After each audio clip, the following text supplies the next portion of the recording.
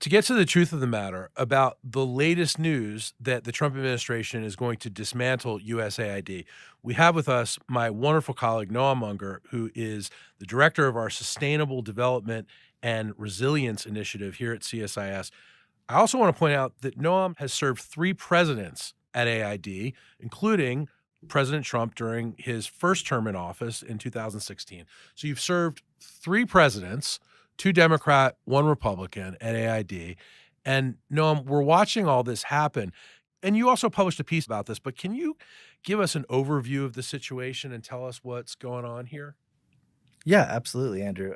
So in the past, it's been, I guess, just over 2 weeks since the Feels Trump like it's a lot longer. Right, it does. But in the past 2 weeks, the president signed an executive order putting a pause, a freeze on all foreign assistance for 90 days for a period of review. Right. And it's not unusual for a new administration to come in and want to review what's happening in foreign assistance to make sure it's aligned with their policies going forward. Right. What was unusual was this wasn't just a pause on new obligations of money. It was a pause.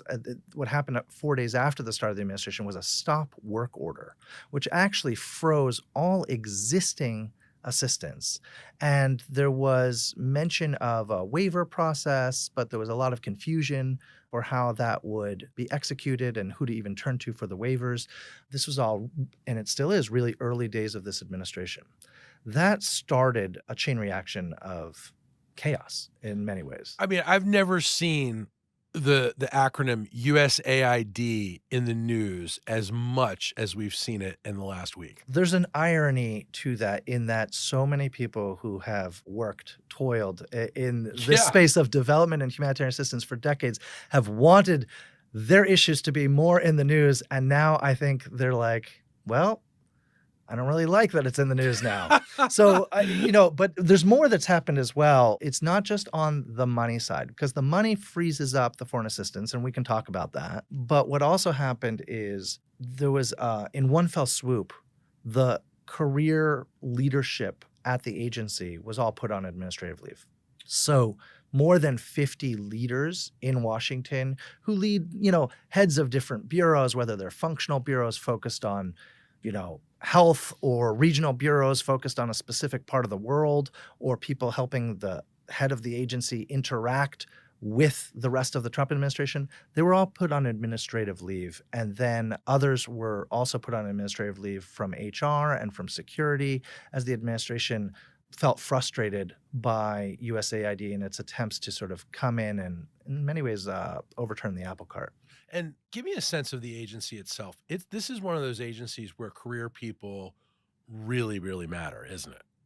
Yeah, look, well, I don't know. I mean, I think I'd say that about just about every agency of the U.S. government. Career people matter. Yeah. These are the experts who actually sort of, are there from across administrations. They're the institutional memory of how, not just what policies existed, but how to get things done, right? And in the case of USAID, to your point, yes, it matters a lot because there are expert, agronomists and public health experts and all types of specialties, security, logistics that are required to execute assistance in some of the toughest environments around the world and navigating a whole swath of U.S. laws and regulations. So there's a specialty associated with it. And incidentally, all of those people, the entire staff of the agency, which I think it's around 10,000 people globally, right? USAID is on the ground in 130 countries or something like that. They have all been told that they will be put on administrative leave as of Friday this week, February 7th. And then they're told that they have to actually fly back to the United States. So the entire agency right now, correct. You're on a plane back as soon as you can. Right. There was an allusion to some exceptions for people who have kids in school, which are many, or people who are pregnant. There could be all types of exceptions. But the point is, embassies around the world of the U.S. government are busy trying to sort out the implications of this as opposed to the countless other things that they're supposed to be doing on a daily basis. Right. Explain for our listeners, in your view, why is USAID actually important to the United States? USAID is a projection of U.S. foreign policy, of U.S. priorities around the world. The people who work at USAID and with USAID across many partner organizations, lots of non-governmental organizations, faith-based organizations, private sector organizations, to carry out programs on international education or health or democracy or economic development or humanitarian assistance around the world. It depends on the country context. Those people are carrying out a projection of American values, of what America thinks is important, and they are partnering with the people of countries around the world, not just the government. So it's distinct from diplomacy. It interlocks with diplomacy, but it is different. And they are actually executing what are often very sophisticated programs around the world with partners on the ground. So we tend to call this soft power or smart power. Smart power is this fusion of our hard power and our soft power, our ability to avoid conflict by doing certain things in certain areas. Give me a couple examples of some of the work that AID does that you find to be particularly meaningful. Well, I'm actually glad you mentioned smart power because, yes, look, the work of USAID certainly falls into the category of soft power. But smart power, as you said, is this fusion. And USAID and its employees are actually very often working in non-permissive environments, sometimes conflict zones, sometimes, working very closely with the U.S. military and in conflict places where the U.S. has very significant stakes from a security perspective. USAID people were deployed in Iraq, in Afghanistan, in so many places alongside the U.S. military. And it's no accident that USAID, as a result, has a wall. When you walk into USAID's building, its headquarters, which is now shuttered, by the way, when you walk into there, there's a wall. It's on your left as you walk sort of through the security entrance. And it has the names of USAID officials, USAID staff who lost their lives in the course of serving American interests around the world. Yeah. And so USAID people are putting their lives on the line all the time in the interest of the American people. And some of the work that they're doing relates to sort of water security, relates to education, relates to public health. When you think about, the Ebola virus, there was, an outbreak of the Ebola virus. The agency played a leadership role in U.S. efforts to stem that. And that is huge. Huge. It's also huge for the COVID pandemic for so many other aspects. When you look at just global health, and this is just one of many examples, but the agency plays a leading role in managing, and has for years, the President's Emergency Plan for AIDS Relief, right? PEPFAR, exactly. And the agency plays the lead role for the President's Malaria Initiative. And so the agency manages billions of dollars for these public health efforts. And with those billions of dollars, which we can talk about is a very small fraction of the federal budget. Isn't it only like 1%? Yeah, it's like essentially all, and that's all of foreign aid. All of foreign aid is less than 1/100th of the federal budget. But what I'm talking about is a fraction of that. And for that fraction, the U.S. has saved more than 35 million lives around the world over the last 2 decades related to AIDS and malaria alone. And it does much more than that. And so when you think about the impact on families, on communities, on countries, impressions of the U.S. and the role it plays around the world, it really has a significant factor with regard to American standing. It punches above its weight. Absolutely. All right. So, the public outcry, the media outcry about this, the protests outside of USAID headquarters, which you just mentioned is shuttered, has been pretty extreme. I wonder if other agencies were being shut down, it would be as extreme.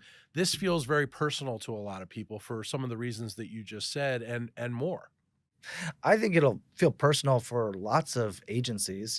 I think that the administration is also making changes at other agencies that I don't pay as much attention to, but the FBI, the EPA, education. And I think that feels personal in lots of ways to lots of people.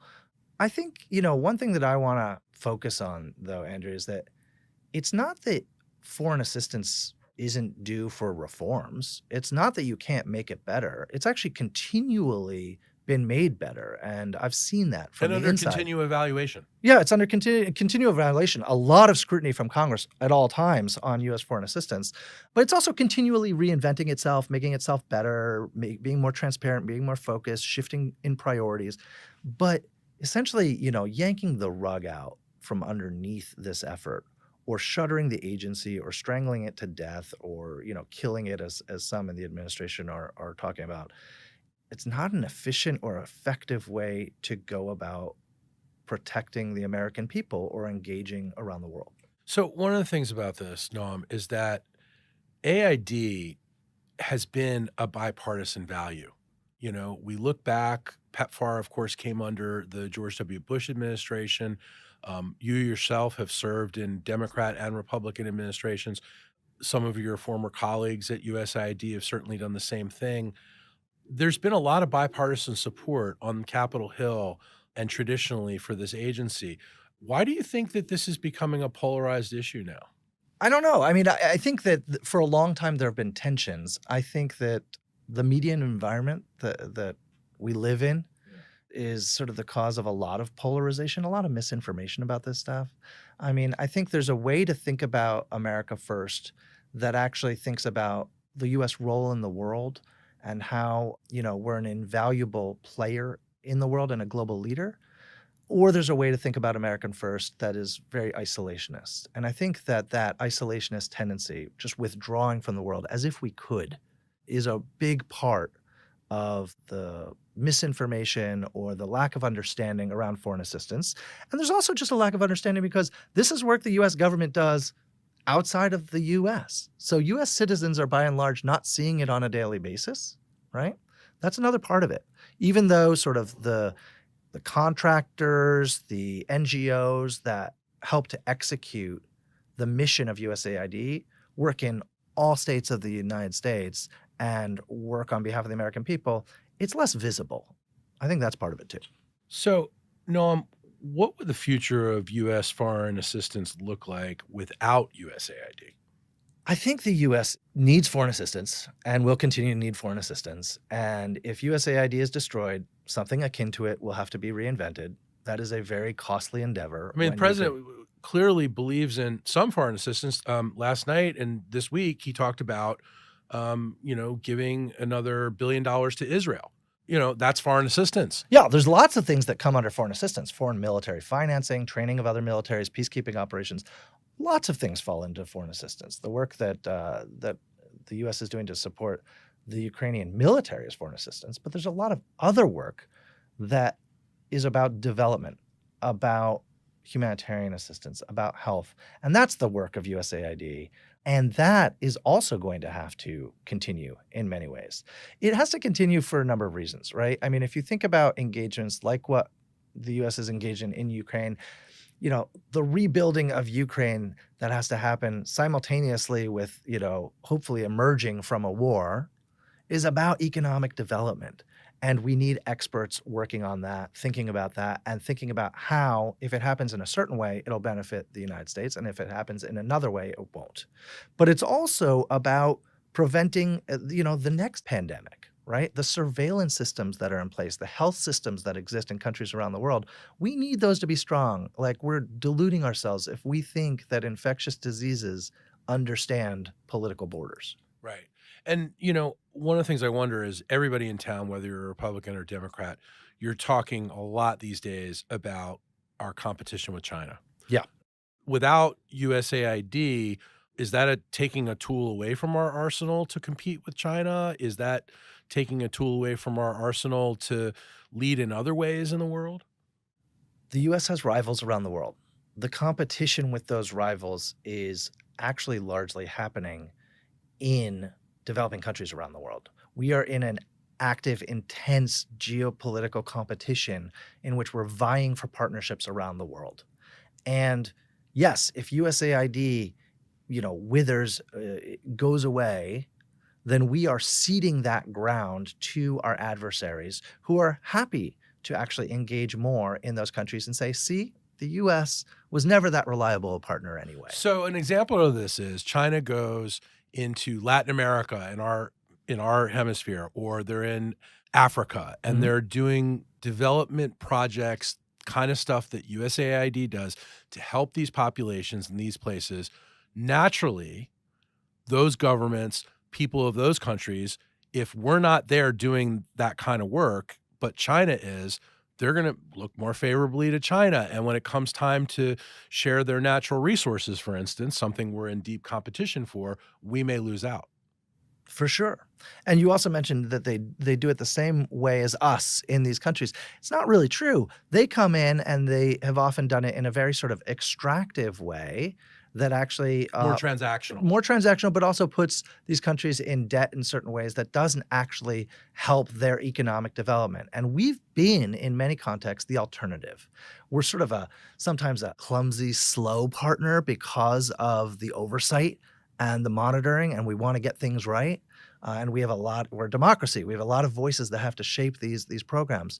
But countries actually want U.S. assistance because they know that it's in their long-term interest, that it's about actually helping the people of those countries and helping countries lift themselves up economically. China has a different model, right? So if we are actually ceding ground to China, it'll look very different for those country partners as well. It'll certainly look different for the U.S. sort of competition vis-a-vis China. And China imposes certain restrictions or certain emphases that cause countries to then vote differently in places like the UN, And it's not just China. I will say, in parts of Africa, Russia is not just willing to move in and engage in, activities to support different communities and actors. It already has. If you look at the Sahel, Russia has moved in. So, Noam, we could probably take this a step further and say, I want to ask you, how could closing foreign outposts that are set up by USAID open the United States up to potential national security risks? Well, look, I think closing foreign outposts means there's multiple ways, actually, right? One is what we were talking about, right? If programs that are focused on transnational threats like global health are shuttered, even for a little while, if they're shuttered, it actually has ripple effects that have a long tail on the health systems of those countries. And we could actually have certain infectious diseases spread across borders in less controlled ways that threaten American business interests, economic interests around the world, and American people here at home. But there are other ways, right? These programs are often engaging in efforts that are ultimately intended to help people stay in their communities rather than engage in dangerous emigration from those communities. And that affects, regional stability in the areas where those people are displaced. And it also is affecting things that are much closer to U.S. borders as well, in terms of people trying to come into the U.S. There are other things like transnational drug and crime regimes. Something this administration is very concerned with. Sure. And all administrations should be concerned about, right? But those concerns are often mitigated by efforts that are executed by an agency like USAID that goes in and helps, create the incentives for farmers to produce productive agricultural products that are helpful to the global community as opposed to drugs. All right. So we could talk about this forever, but to get to the bottom of it is going to take quite some time.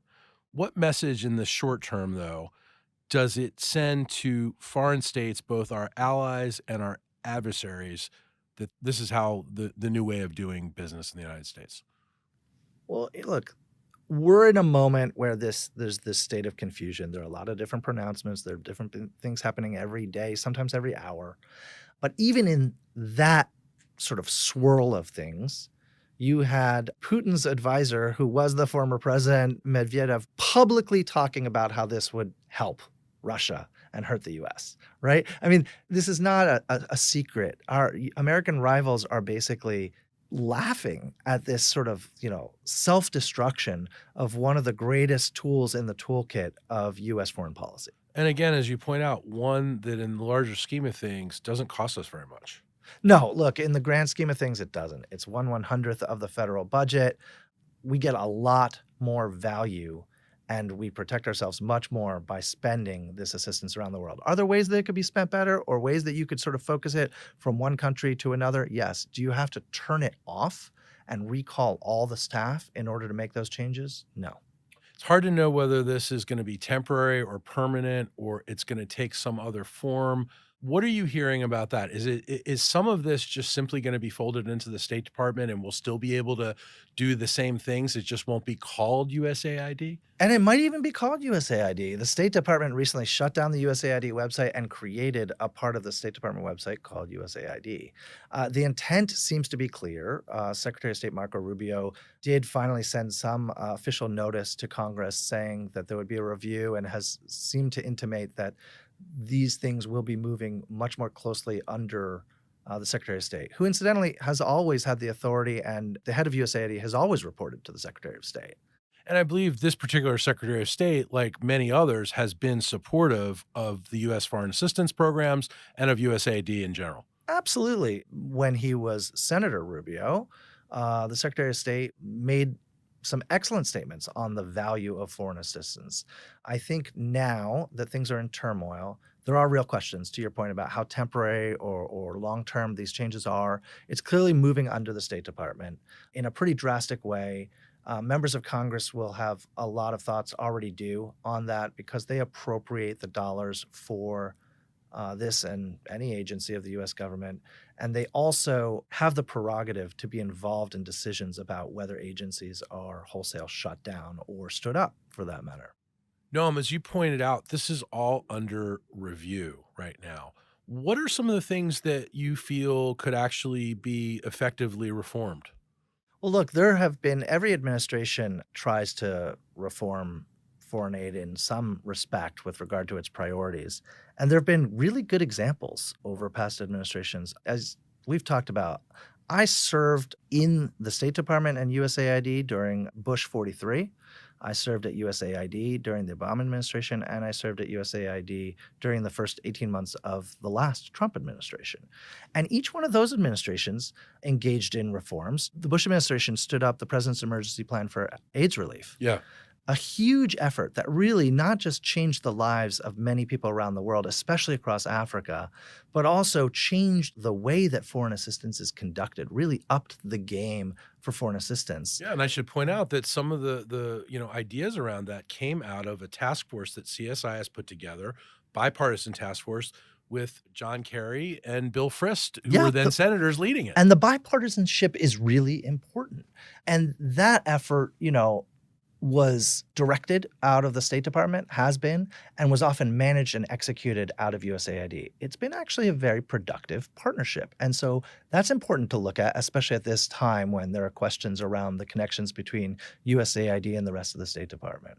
The Bush administration also created the Millennium Challenge Corporation, which is a way of investing in promising partner countries in a bigger way, often with big infrastructure that the country identifies as a key constraint to their economic growth. But it's also an investment-oriented thing. It's really partnering with a country on investments. And then during the Trump administration, the Trump administration stood up the U.S. International Development Finance Corporation, which was created out of essentially the OPIC, We got so many acronyms. the Overseas Private Investment Corporation. Yes. And so, but these are investment-oriented tools of U.S. foreign assistance, and that is and needs to be part of the future of foreign assistance. It doesn't mean we're going to always move entirely away from all grant-related assistance or certain other types of humanitarian and health programming, but there are ways that these tools can work in concert together much more effectively, and that's something that I think this administration and any administration would be wise to look at, right? I also think that under the Trump administration, the last one, they reorganized parts of USAID. There were things that didn't make that much sense. You had our food assistance in humanitarian crises was separated from the rest of our humanitarian assistance for those same crises, and they pulled that together. There are common sense ways that we can continually improve our foreign assistance, and we have, and we should continue to do that. Noam, I can't thank you enough for coming on today to help us understand this issue better. Really appreciate it. Thank you. If you enjoyed this podcast, check out our larger suite of CSIS podcasts. From Into Africa, The Asia Chessboard, China Power, AIDS 2020, The Trade Guys, Smart Women, Smart Power, and more. You can listen to them all on major streaming platforms like iTunes and Spotify. Visit csis.org/podcasts to see our full catalog